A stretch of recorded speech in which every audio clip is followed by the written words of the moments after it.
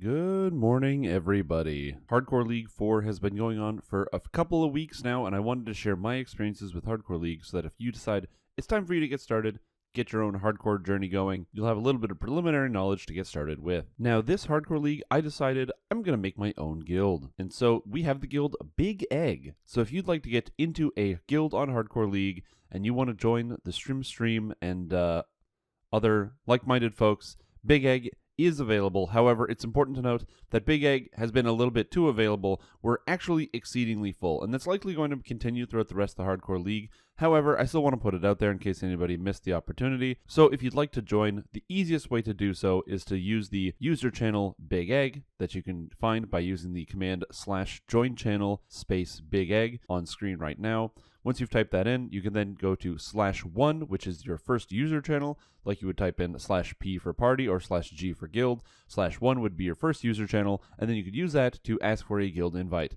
This is the easiest way to do it, as I'm not always online, and since I'm not always online, it wouldn't really be fair to say to you that you have to wait for me to be online. Instead, there is a large bevy and roster of officers who will help you out and get you into the guild. We have all the guild buffs so far, so that should make it easier for a lot of people who are getting started. The extra hit points, the unconsciousness range, healing amplification, bonus to stats, resistances. It's just a lot of good stuff. So, how is Hardcore League? This league is actually quite different from some of the past leagues. First of all, there's more favor than ever available, with some of the newer quests, especially Feywild and the Heroics, not being quite that difficult, meaning you have a lot more skips if you want to do some of the higher favor rewards. On top of that, it's pretty obvious, but there's the Mimic Hunt going on. The absolute second you log in, you're going to notice that, oh, I loot a chest and a Mimic pops out, and Mimics can pop out all the time. You might have heard conflicting reports that Mimics have a level range, they only spawn at different levels. There's sometimes when you loot a chest it says a Mimic can't spawn here. Let me tell you something. Mimics can spawn from any chest in the entire game. Don't get fooled. They can get you at any moment. I had Mimics spawn in the Storehouse Secret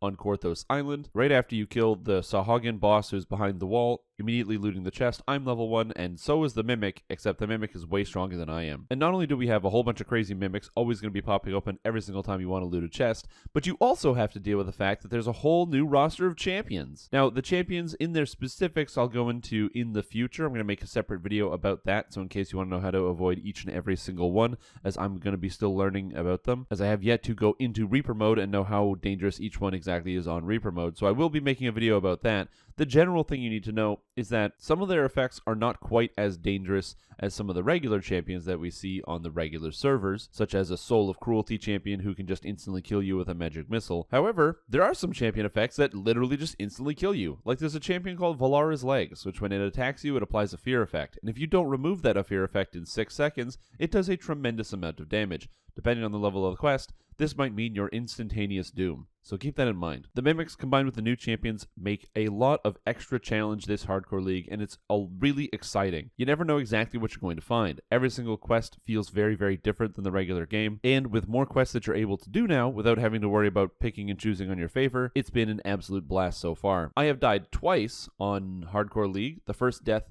I posted a video about already. I'm sure many of you saw that. It was on my first character, Taylor Swift.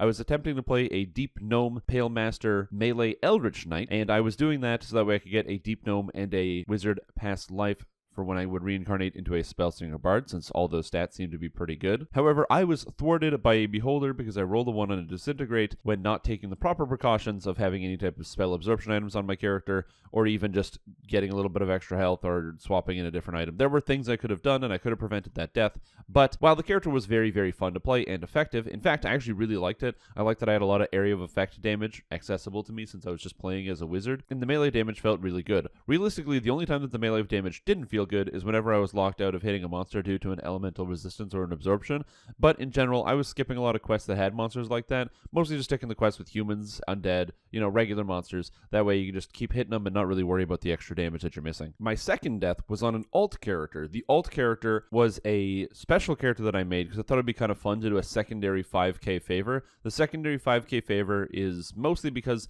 I've noticed that a lot of people are not playing rogues and artificers this Hardcore League, and it's very, very interesting.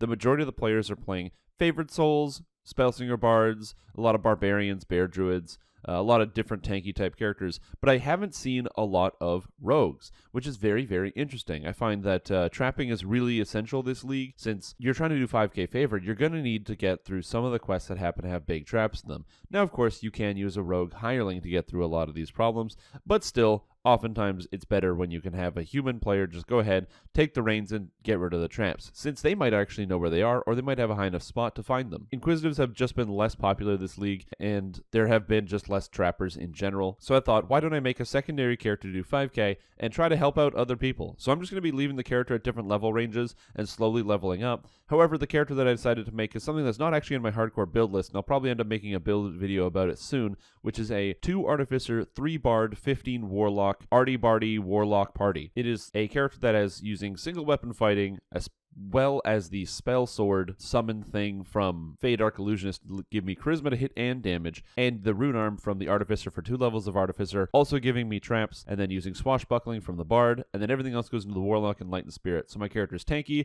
I have an aura, I have a cool rune arm, I do a lot of melee damage. So far it's been pretty fun, and the trapping skills are very easy. Being a human and also a Bard means I can use the Bard Inspire to get an extra +4 to all my skills, and I can use the human skill boost to get an extra +4, so at any moment when there's a trap I get +8, which means I don't really need to keep my skills up to snuff or even have all the best items. It's been really fun, and pretty much every single group I've gone in, I've been the only rogue, so I just go ahead and disable all the traps, and people are so excited because like, oh yes, now we don't have to deal with all the traps in this quest. So if you want to get a lot of high praise, I highly recommend playing a rogue, an artificer, somebody that can do some type of disable trap, because people will love you for it this hardcore league. Now, when the Eldritch Knight died, I wasn't really too concerned. It was mostly just an attempt to get to 1 to 20 in a day. I didn't really need the past life for the character. It wasn't really what was going to make or break my Bard Spellsinger that came right afterwards. So when it died, I decided to make my Bard Spellsinger, and that's what I've been playing so far. Now, I probably should have made a video about this sooner, but I had a whole bunch of other things to do, and moving kind of got in the way. However, my Bard Spellsinger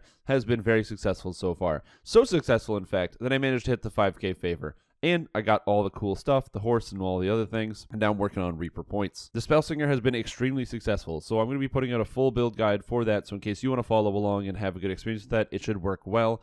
It is important to note that I didn't do any multi-classing for the heroic leveling experience, and that there's a lot of concessions you could possibly make, such as having like a level of rogue if you want to do traps, if you are not concerned about the end game, and those are things I'll address in that video. But it's important to note that I had an absolutely fantastic time with Bard Spellsinger. It worked really well, and the fact that you can pretty much crowd control everything is great.